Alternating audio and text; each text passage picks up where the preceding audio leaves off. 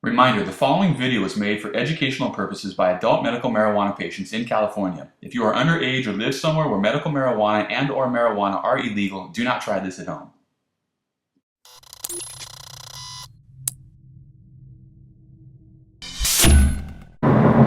What's up, guys? Chubbs here, coming to you once again from the car as I'm throwing some miles on it. I wanted to answer some questions, or answer a question that a lot of you have been asking, and that is, have I ever been to jail? Actually, yes, I have been locked up a few times. I spent a night in federal custody. I've spent a couple weeks in LA County, Maine, and I've spent a few months locked up at the farm in Orange County. Back when I used to have my shop in San Diego, I used to commute from from Newport Beach to San Diego every day. In the mornings, I would leave about 8 o'clock, get down to the shop around 10, open, do business all day, close, get the accounting done, and then I would leave San Diego sometimes 10 or 11 at night and drive back to Orange County. And for those of you who have been up the 5 freeway, or for those of you that haven't been up the 5 freeway, I should say, about halfway between San Diego and Orange County, there is a surprise checkpoint. It's a border patrol, they call it a border patrol checkpoint. I think that's what it's called. I don't know. It's run by the feds. A bunch of fucking cocksuckers. I was rolling through one night. I was coming home. It was about midnight. There was nobody on the freeway except for me. So when I pull up to the checkpoint, instead of having 4 lanes, they've got cones that are paring it down into 2 lanes with some old ass man sitting on a chair on a little bench. I pulled up. He gave me one look, waved me over. I jumped out the ride. They searched my car. I had $7,000 in cash. I had a couple ounces of fire, and I had a tiny little thing of wax. This is when wax was just starting to become popular. So they, of course, they arrest me, throw me in the cell. I call it a cell, but there was really no bars. It was a big room with a glass window and a glass door. And yeah, I spent the night, in federal custody. The next morning, they let me go. Rewind a little bit. During the night, they were asking me a bunch of questions. What are you doing? Where are you from? all kinds of shit. Who are you? And then at one point, an officer comes over to the glass. He's like, "What is this?" And he's holding up my wax. And I'm thinking, fuck, that's a federal, that's an issue. That's concentrated cannabis. So he's like, "What is this?" I was like, "What?" I could hear him. "What is this?" "What?" And he yells, "What the fuck is this?" "Oh, what is this?" I told him it's a salve. It's a cream that I put on my back. "Okay." Then he just walked away. While I was locked up, I saw some young kids, some Mexican national, not Mexican national. I don't know if he was legal or illegal, but anyways, he had come down from Northern California with his girlfriend to come to a party in Southern California, and while they were away, her dad reported her as kidnapped, and the cops snatched him. I saw them put the handcuffs on him so tight that his wrists were bleeding. They put him up against the wall, gave him a couple kidney shots, and they were not trying to, I don't know if they were trying to intimidate me or what, but they had no fear at all. I saw everything they did. And before I got out, I saw one of my patients get arrested. Black dude, long curly hair, real hip hop, and they had him sitting out in the middle of they didn't put him in a cell. They had him in the middle. There was like a little waiting area that the cells kind of wrapped around where the desks were and everything. They had chairs. They had him handcuffed to a chair. He was rapping and shit for him. I don't know if they asked him or made him to. Next thing I know, I see him get up and he was dancing and shit. Fucking humiliating. They ended up letting me go the next morning.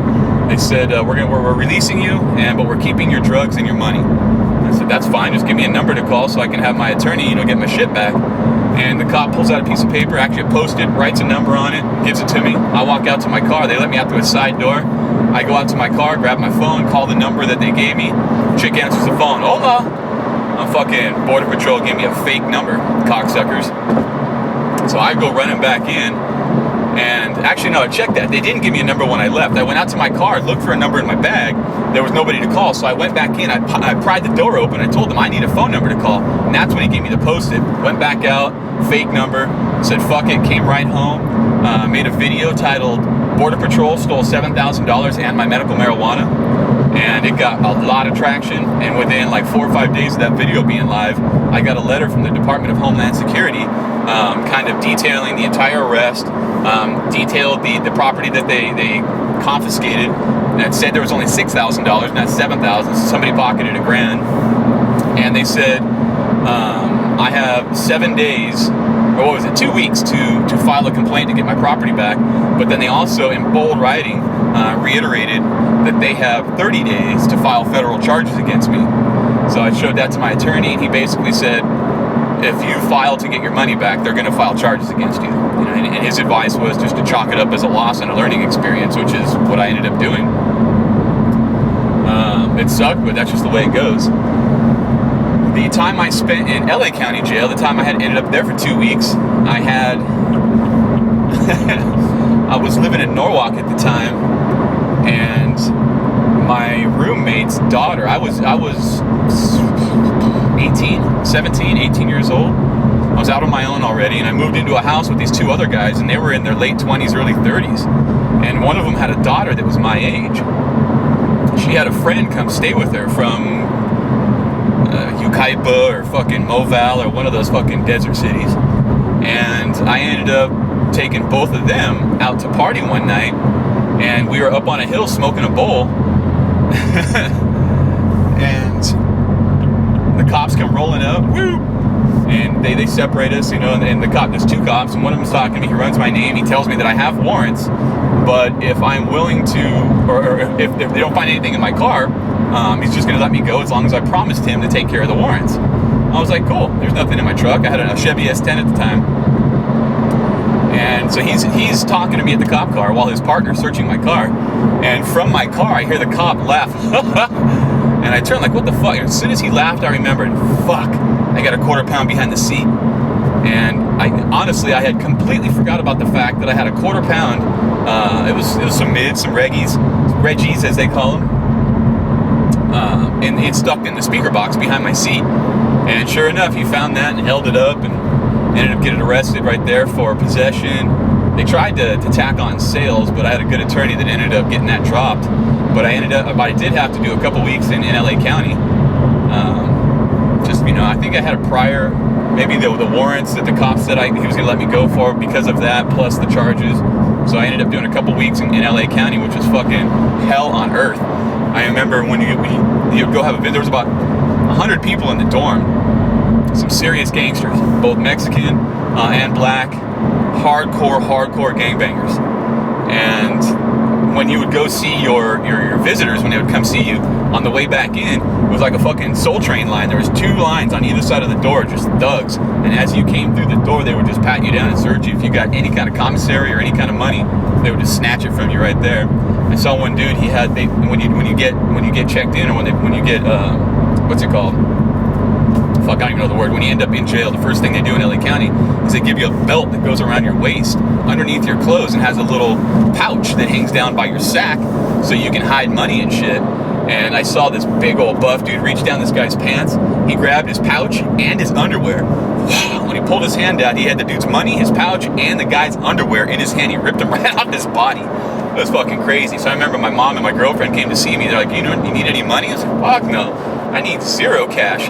It ain't gonna fucking do anything for me. All it's gonna do is get snaked. So, and then also, when I got arrested, I had like 2 days before I got arrested, I had bought some black suede Vans, brand new shoes. I remember I was walking to the phone, all fucking ignorant and fucking not knowing the ways of jail. Let me walk to the phone with my brand new shoes on, and dude stopped me in my way. And the guy weighed probably 150 pounds more than I did. Give me your shoes. And I was confused, so I said, what? And he says, if you don't give me your shoes, I'm going to take them from you. So I just slipped those motherfuckers off right there. For like the first fucking 4 days when I was in jail, I had to walk around in my socks until some guard saw me and felt sorry for me and fucking threw me a pair of sandals. But ended up getting out of jail a couple weeks later, paid a fine. Forget exactly what happened. And that was that. I've never been on probation before, so they didn't put me on probation. That's probably why I ended up sitting in jail, because I didn't want to be on probation.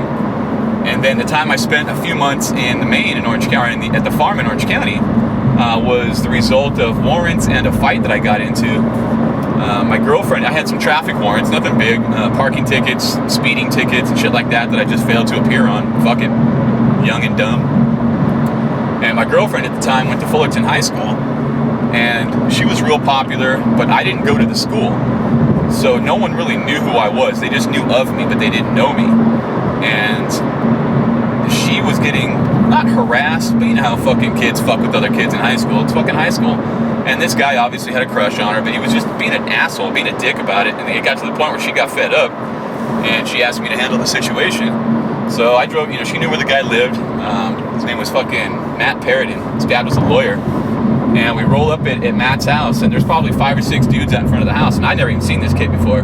So she points him out. It was like 7 o'clock or 8 o'clock at night. It was just me and her in my truck. I roll up, jump off the ride, start having a heated discussion with the dude. And out of the blue, some other dude comes walking up, and later on I found out this kid's name was Brian Sloan. He's like this real big buff CIF wrestler. Everyone kind of kissed his ass. And fuck, I just missed my exit. Anyways, he was fucking trying to get my attention and chime in and kind of back up his buddy, which I can understand. But I wasn't there to fight. I mean, I was always down, but that's not why I was there. But he was pushing it. He was pushing it. Like, he was taking the conversation, a heated conversation, to a next level. So finally I turned to him, and I had a fucking little bottle opener. I had it in my fist. So I had the bottle opener with the point sticking out so I could hit and then cut. And so I had that in my right hand, and just to kind of warm him up a little bit. Finally, I got fed up with his bullshit. I caught him with a quick left right in the top of his mouth and in his nose, and snapped his head back. He started bleeding, and like a fucking idiot, after I hit him, I thought he was just gonna be okay with getting hit, and I turned my attention back to Matt and started fucking telling him, you know, you're about to get the same.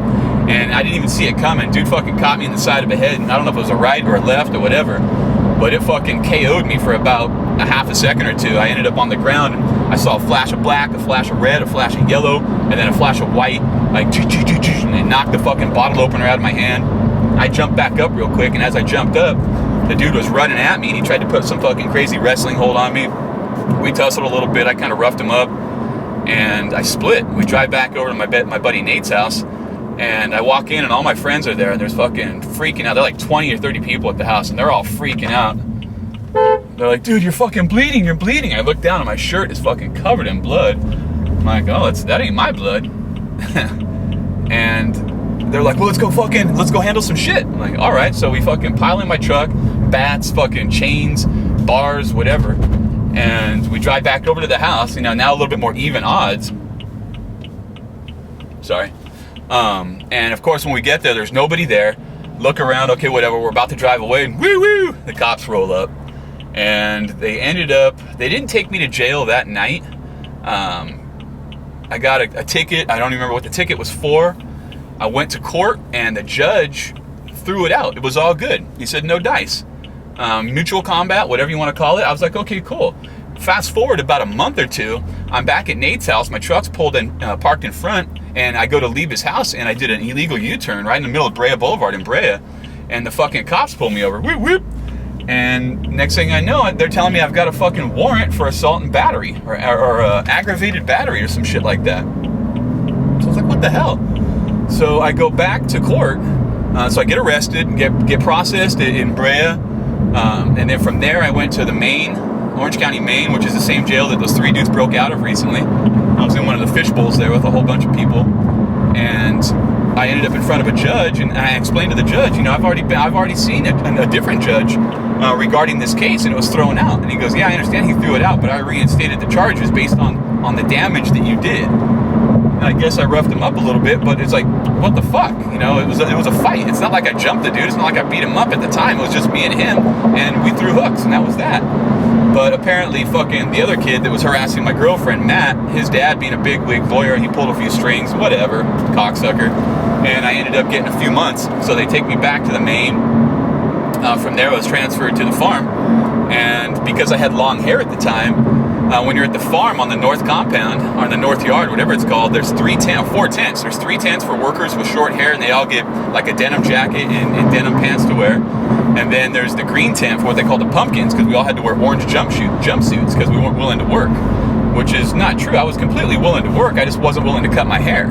And if you had long hair, they wouldn't let you work. So I was in Thunderdomes, what they called it, because anytime there was a fight on the entire yard, they bring you into the orange tent, to the green tent, and in the very back, people would fight. But I'll never forget when I first got to jail at the farm. You know, I get processed, checked in, and they put me in my bunk, and they were watching cops. The entire fucking tent was watching cops, and I just thought that was pretty ironic. that everyone's gonna hang out and watch cops in jail. So that was kind of cool, kind of funny at the time. I was like 18, 19 years old. It was towards the end of the year, so I ended up spending Thanksgiving and Christmas in jail. And, you know, believe it or not, they actually kind of decorate a little bit. And then you have a big meal on both days. It was kind of cool. I made some friends. I made a couple friends that I'm still in contact with to this day. I was hanging out with a bunch of my boys at the time. We were all suicidal, following suicidal tendencies. So on the back of my jacket, I had a denim jacket, even though I had a jumpsuit. I put a big ass ST on the back of my jacket. And when I was on the phone one time, I just heard suicidal, and I turned around, there was like 3 or 4 heads right there. And they were just, you know, they were suicidals from San Clemente. So we just kind of buddied up and hung out. And I remember talking to them one time about, you know, what do you guys do when you're outside of jail? And this was like 1990, 1991. And they're talking about doing heroin. I'm thinking, fuck, I haven't even seen heroin. I'm like, heroin? Who the fuck does heroin? Like, what the fuck? But whatever, that was their thing. But yeah, those were the 3 times that I've been locked up. Oh, and then when I got released out of the farm, I did like 3.5 months. I'm sitting in the part where they let you out. You have to get processed out. And there's probably 12 of us in there waiting to go. It's about 11:30 at night. The guard comes, taps you on the shoulder, and says you're getting released. So you walk up there, you give away all your shit, all your commissary and everything. You walk up, and I heard the guard say, "Oh, one of these guys has a warrant and needs to go back." And I'm looking around thinking, man, that sucks for one of you guys. And he fucking calls my name out. I'm thinking, are you fucking serious? And apparently while I was in jail, I had a court date in LA for a different charge that I wasn't able to go to because I was in court in Orange County.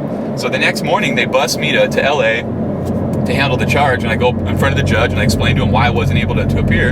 And he gives me a 10-day sentence. So I go back over to fucking Orange County, but they're gonna let me do my time in Orange County. So I go back to the farm, and that night he comes and taps me on my shoulder, "You gotta go again." So that my 10-day sentence ended up being a 1-day sentence. But when they told me I had a warrant and I had to go back to the fucking barracks, I didn't know how long I was going to be back in jail. I thought I was getting out, so I had to go back and tap everybody. "Hey, those cookies I just gave you, can I get those back? Let me get my toothbrush back." You know, all kinds of shit. I had to ask everybody. And then the very next night, they let me out again, and I gave it all away. So it was pretty funny. My mom had to come pick me up from jail because it was like 6 a.m. when they let me out, and they don't let you, because of where the farm is, it's surrounded by businesses. They just don't let you out the front door and walk. If you don't have someone that can come get you, you can't leave. At least that's how it was at the time. So my mom wasn't expecting me to get out for another 10 days, so she had to drive from San Fernando Valley all the way down to Orange County. I had to sit there and wait. But she came and picked me up. She dropped me off at my boy Nate's house, and we fucking partied hard. Like 3 days, fucking, I mean, hard partying. The shit that you don't even remember. So yeah, those were the 3 times that I've been locked up.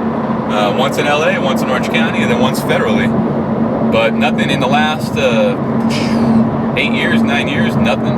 And besides that one overnight stint in federal, I haven't been locked up for 20 years, 25 years. I'm assuming some of you guys have probably spent a night or 2 in jail. If you have, let me hear about it in the comments below. I'm always curious to see who's been doing what and where you ended up. Some people in the past have asked me, am I ashamed or embarrassed that I've done time? Absolutely not. I think it's a character builder. It's not, anything I recommend you go out and do on purpose, but should you end up in that situation, you do your time like a man. And like I said, it builds character. I really do believe that. I'm pulling into some seriously fucked up traffic right here, and it's definitely going to affect my ability to stay calm. So I'm going to go ahead and cut this video short right now, or end this video right now, not cut it short because I kind of explained everything already. If you guys have any questions, any comments, complaints, use the comment section below. And as always, please thumbs up this video. It does help a lot. I am Chubbs from the one and only Nuggetry. Peace.